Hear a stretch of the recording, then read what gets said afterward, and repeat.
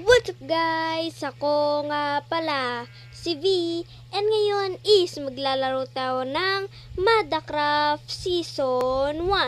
Pero bago tayo magsimula, huwag nyo kalimutan mag-like, comment, and subscribe. So ano pang hinintay natin? Let's start! So ngayon po is nag-record ako dahil may bagong sulat na naman po na ipinadala si Mada. Tingnan po natin kung ano po ito.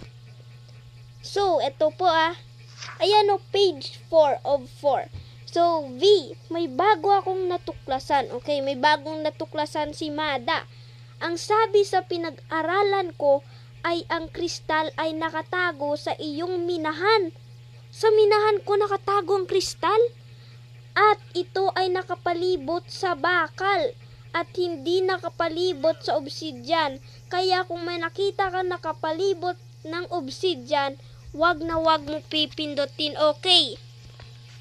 So, ay yung kristal daw nakapares ng kristal natin na nakita is nakapalibot sa bakal, hindi nakapalibot sa obsidian. Kaya pumunta na tayo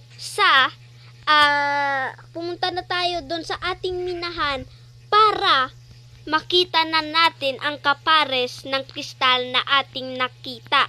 Let's go! So guys, nandito na tayo sa minahan and kukunin na natin ang ating, oh my god, shovel pa nga yung nakuha ko. Kukunin na natin ang ating mga pickaxe dahil tayo ay magmiminan. Okay guys, so let's go na dahil dala ko na ang ating mga pickaxe. Ayan po. So, lahat ng iyan ay sisirain natin para makapunta tayo sa sinabi ni Mada na kristal na nakapalibot ng bakal. So guys, sa ating Madacraft Season 1, magta-time-lapse tayo, no? So first time pa lang natin mag-time-lapse. So in 3, 2, 1, time-lapse. Let's start! Recycle may kulang, original taste. The sugar 1.5, see ingredients. Carbonated may kulang, caramel kulang. Acidity regulator, natural flavor. May kulang, original taste. Let's So guys, after 8 minutes is nakarating na rin tayo dito sa bakal na sinasabi ni Mada. Sirain natin yan. OMG, ito na nga. Ilawan natin dito. Recycle may kulang, original taste. Sugar 1.5. So kailangan natin bumalik dun sa bahay at umuulan pa nga para makita natin ang sulat na ibibigay sa atin ni Mada.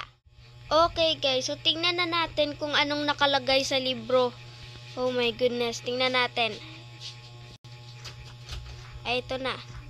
Tagumpay na nasira mo ang kapares na kristal. Okay, let's go! At naging ligtas na rin ang Madacraft. Let's go!